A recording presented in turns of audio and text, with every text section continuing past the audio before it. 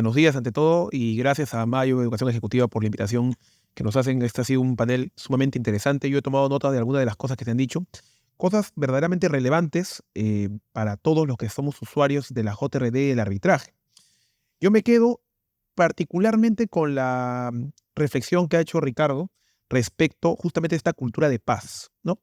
Creo que tanto los usuarios estatales como los privados, pues tenemos la obligación de poder fomentar una cultura de paz. Y yo, al menos en la experiencia de las cosas que vengo eh, viendo recientemente a nivel JRD y de arbitraje, noto que hay una excesiva cultura de litigio y por un lado, una poca colaboración por parte de los privados, pero por otro lado también una cultura estatal de agotar esfuerzos sin hacer un análisis de costo-beneficio adecuado. Entonces, aquí tenemos un problema, ¿no?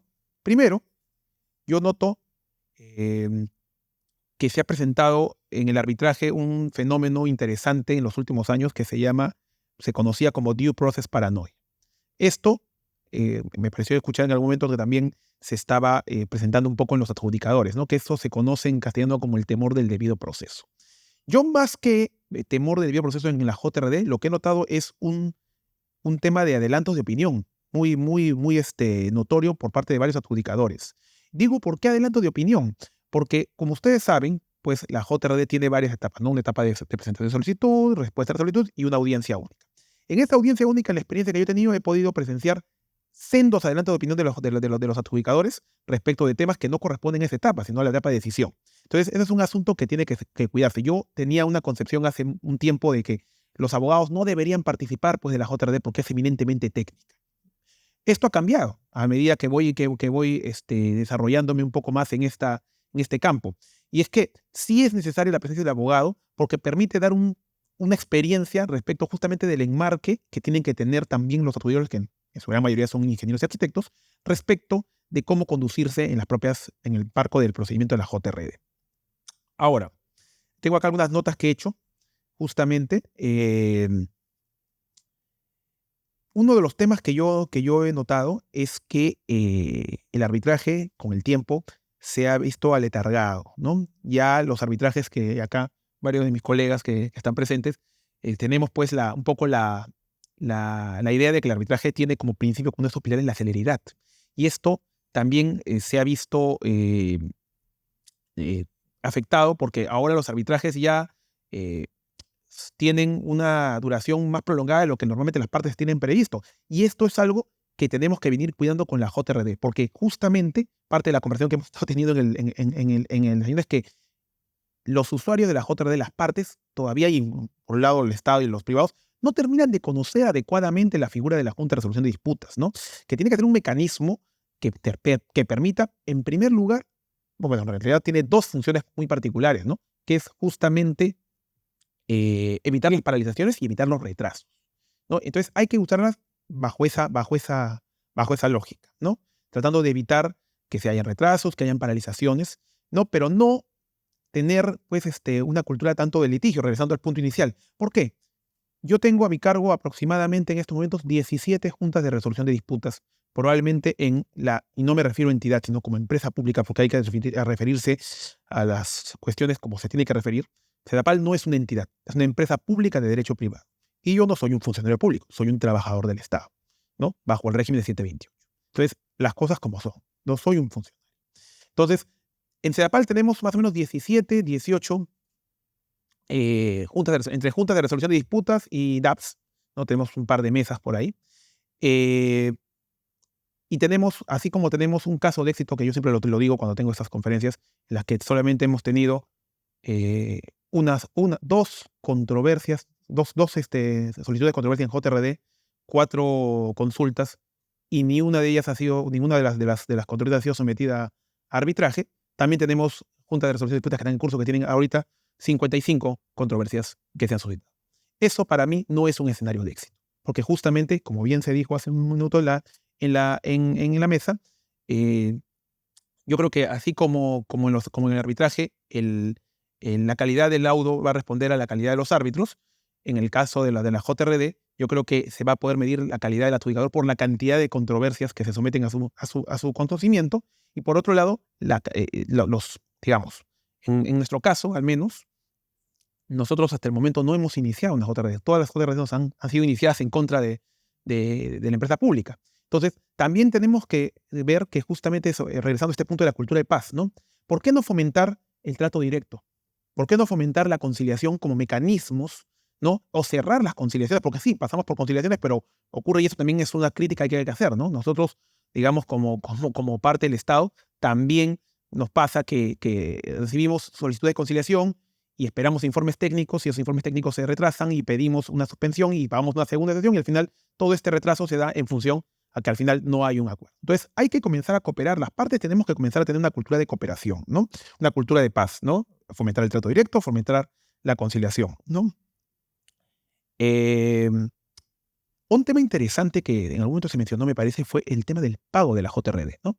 Es un asunto picante porque a mí me pasa, pues, que el tema del pago suspende, ¿no? Las funciones de los adjudicadores, y muchas veces eh, desde el departamento legal tenemos que hacer acrobacias para poder mover un poco la JRD, porque finalmente los pagos a nivel interno los ven normalmente las áreas usuarias.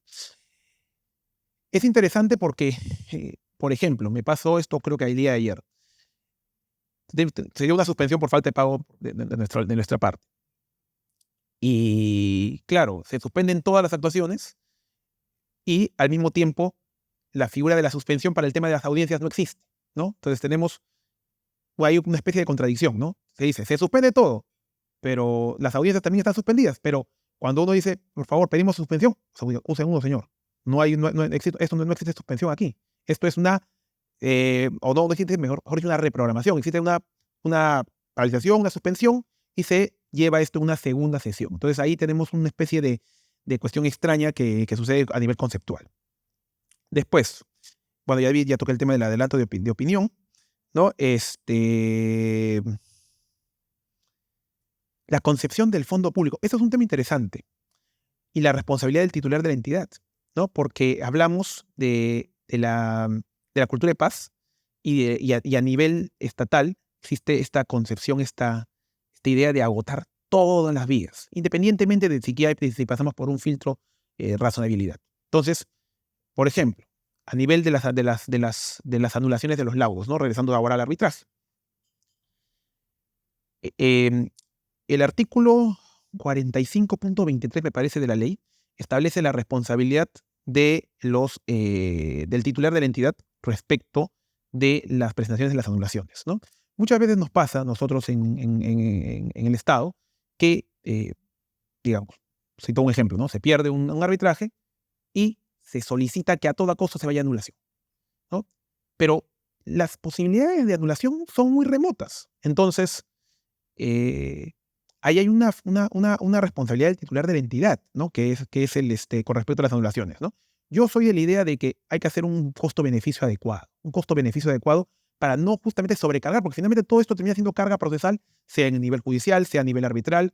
Bueno, en el caso de la JRD también hay carga distinta, pero terminamos teniendo esta cultura de litigio que no ayuda a nadie, porque al final tenemos, pues, mientras hayan litigios en curso o controversias en curso, pues no hay recepciones de obra. Entonces los tenemos, como dice, ¿no? Tenemos contratistas que están esperando que se les devuelva sus cartas, supervisores que también están esperando, gente que está, pues, ahí en poco de la nebulosa, ¿no? Y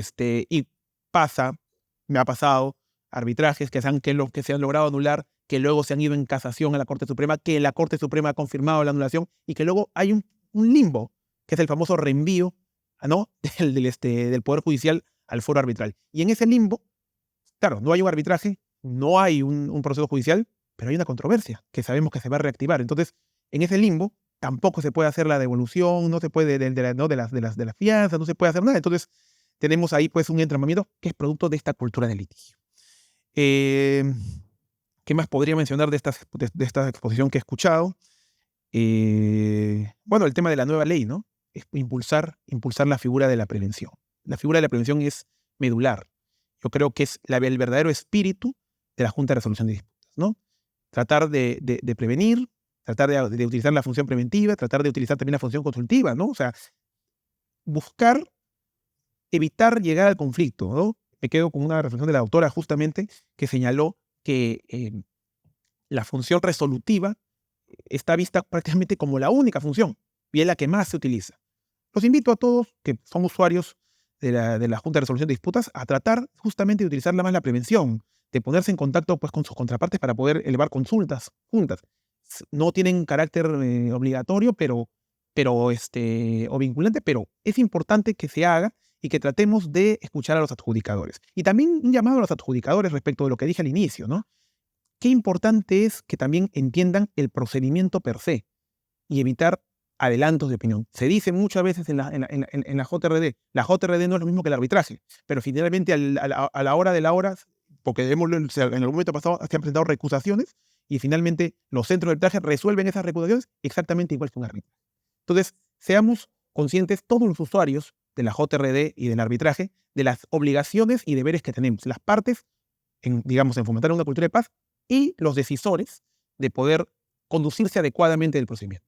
En el caso de la JRD, evitar adelanto de opinión. Me pasó una vez en una audiencia que el adjudicador en plena audiencia ya estaba diciendo, tú tienes la culpa de esto, tú tienes la culpa de lo otro, tú por aquí, tú por allá. Eso no puede ser. Hay un momento y un lugar para eso. Y ese momento es la decisión. Y en ese momento las partes podrán presentar sus aclaraciones, podrán presentar sus desacuerdos y eventualmente verán si someten eso a arbitraje. Pero es un deber cultural, creo yo, a nivel de las partes y de los terceros decisores, que en este caso adjudicadores o árbitros, fomentar una cultura de paz y una correcta conducción dentro de los procedimientos. Muchas gracias.